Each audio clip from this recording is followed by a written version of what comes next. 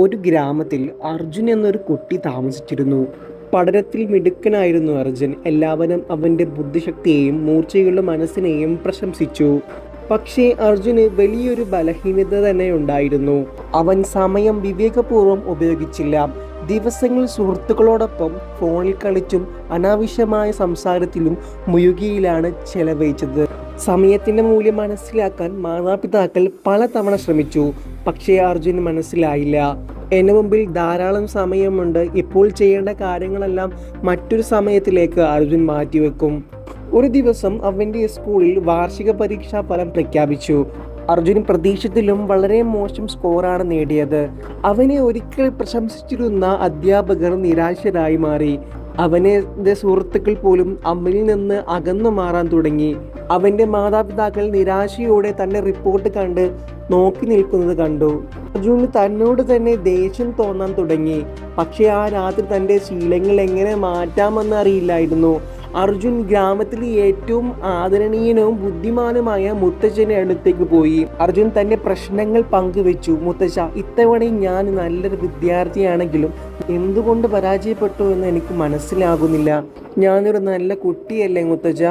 ഇതെല്ലാം കേട്ടു നിന്ന മുത്തച്ഛൻ പുഞ്ചിരിക്കുകയാണ്.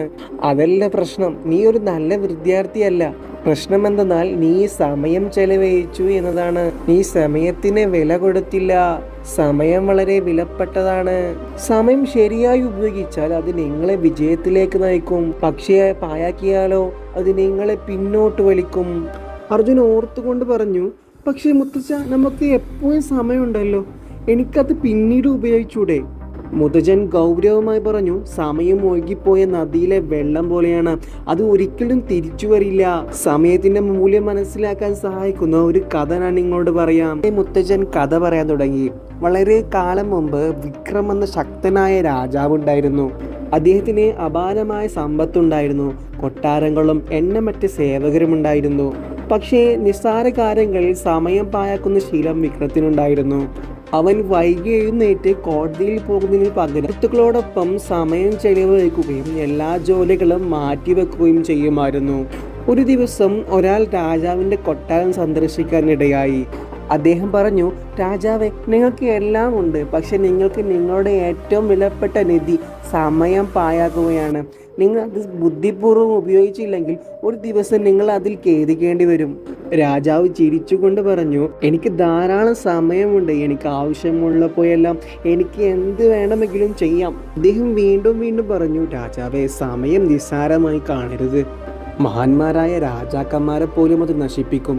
രാജാവ് അതൊന്നും ചെവികൊണ്ടില്ല. വർഷങ്ങൾ കടന്നുപോയി. രാജാവ് വൃദ്ധനായി. അദ്ദേഹത്തിൻ്റെ ആരോഗ്യം ക്ഷയിച്ചു. അദ്ദേഹത്തിൻ്റെ രാജ്യം ദുർബലമായി. അദ്ദേഹത്തിൻ്റെ സൈനികർ യുദ്ധത്തിൽ തോൽക്കാൻ തുടങ്ങി. അദ്ദേഹത്തിൻ്റെ ജനങ്ങൾക്ക് അദ്ദേഹത്തിലുള്ള വിശ്വാസം നഷ്ടപ്പെട്ടു.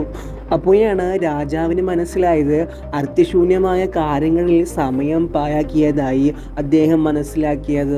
മുൻപ് വന്ന പണ്ഡിതന്റെ ഉപദേശം വീണ്ടും തേടാൻ രാജാവ് ശ്രമിച്ചു. പക്ഷേ ആ പണ്ഡിതനെ എവിടെയും കാണാനില്ലായിരുന്നു. രാജാവ് തൻ്റെ പ്രവൃത്തികളിൽ ഖേദിച്ചു. പക്ഷേ സമയം തൻ്റെ എല്ലാ സമ്പത്തും ശക്തിയും നഷ്ടപ്പെടുത്തി. ഒടുവിൽ രാജാവിന് മനസ്സിലായി, സമയം നഷ്ടപ്പെടുത്താൻ പാടില്ല എന്ന്. ഈ കഥ കേട്ടപ്പോൾ സമയമാണ് യഥാർത്ഥ നിധി എന്ന് രാജുവിന് മനസ്സിലായി. എത്ര വിലപ്പെട്ട സമയമാണ് ഞാൻ പാഴാക്കിയതെന്ന് ഖേദിച്ചു രാജു നടന്നു. മുത്തച്ഛനോട് രാജു ചോദിക്കുകയാണ്, മുത്തച്ഛ, എൻ്റെ സമയം ബുദ്ധിപൂർവ്വം ഉപയോഗിച്ച് എനിക്ക് ഇപ്പോഴും എൻ്റെ ജീവിതം മാറ്റാൻ കഴിയുമോ? മുത്തച്ഛൻ പുഞ്ചിരിച്ചു. തീർച്ചയായും മകനെ, ഇന്നു മുതൽ നിങ്ങൾ നിങ്ങളുടെ സമയം ബുദ്ധിപൂർവ്വം ഉപയോഗിക്കാൻ തുടങ്ങിയാൽ വിജയം നേടുന്നതിൽ നിന്ന് നിങ്ങൾ തടയാൻ ഒന്നിനും കഴിയില്ല. പക്ഷെ ഓർമ്മിക്കുക, ഇന്നു മുതൽ നിങ്ങൾ കഴിയുന്നത് ചെയ്യുക. അർജുൻ തൻ്റെ സമയം ഫലപ്രദമായി ഉപയോഗിക്കാൻ തീരുമാനിച്ചു. അദ്ദേഹം ഒരു ദിനചര്യ സൃഷ്ടിച്ചു. ഓരോ ജോലിക്കും സമയം അനുവദിച്ചു. അദ്ദേഹം അതിരാവിലെ എഴുന്നേൽക്കാൻ തുടങ്ങി. പഠനത്തിൽ ശ്രദ്ധ കേന്ദ്രീകരിച്ചു. അനാവശ്യമായ ശ്രദ്ധ തിരിക്കാതെയും ക്രമേണ അർജുൻ തൻ്റെ പരിശ്രമത്തിൻ്റെ ഫലം കാണാൻ തുടങ്ങി. അടുത്ത പരീക്ഷയിൽ അദ്ദേഹം തൻ്റെ ക്ലാസ്സിൽ ഒന്നാമതായി മാറി. അർജുൻ ഒടുവിൽ അദ്ദേഹം ഒരു വിജയകരമായ ബിസിനസ്സുകാരനായി മാറി. തൻ്റെ ജീവിതകഥയിലൂടെ എല്ലാവരെയും പ്രചോദിപ്പിച്ചു. സമയം വിവേകത്തോടെ ഉപയോഗിക്കുക എന്നതാണ് വിജയത്തിലേക്കുള്ള താക്കോൽ. ഈ കഥ നിങ്ങൾക്ക് ഉപകാരമായിട്ടുണ്ടെങ്കിൽ ഈ ചാനൽ സബ്സ്ക്രൈബ് ചെയ്യാൻ മറക്കല്ല കേട്ടോ.